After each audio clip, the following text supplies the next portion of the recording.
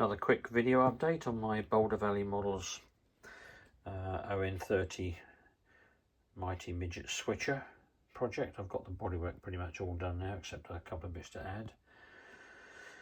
I've been spending a bit more time looking to see where I might be able to add some weight, which I think it needs because it's so incredibly light, especially if we want it to pull along a few flat cars or whatever.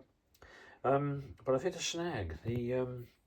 As you know, if you've been following this project on my Black Dog Mine YouTube channel, or possibly any posts I might have made on the ON30 railroading group, this uses one of the old Bachmann independently powered 2-truck 44-ton HO switcher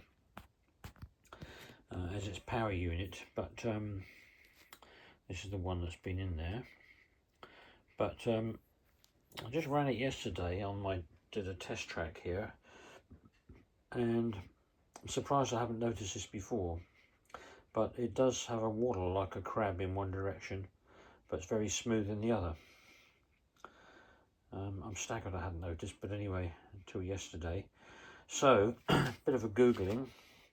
It turns out it's usually caused by a split gear. Surprise, surprise. I pulled another one apart I've got here. You see the gearbox there.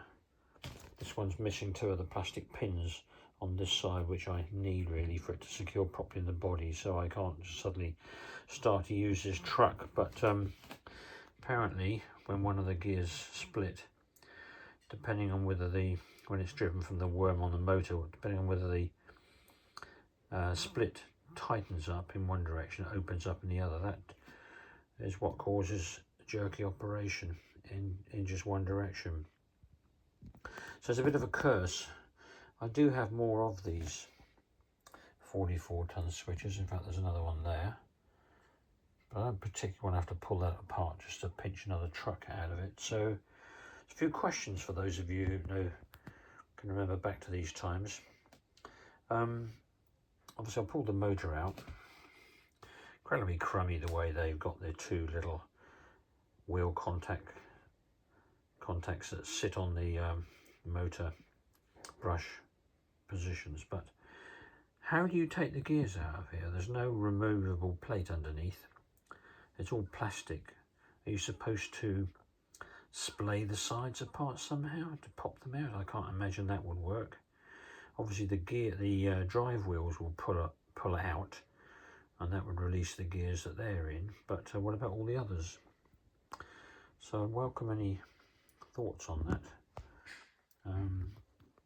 If you'd just let me know in the comments section, I'd be incredibly grateful.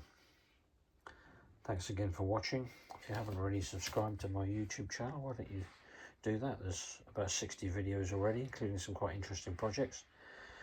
And if you're watching this on my YouTube channel, if you don't already know, I've just created a Facebook group page on Black Dog Mine, just to document, really, journal my projects with my railroad and all the various quite interesting loco projects.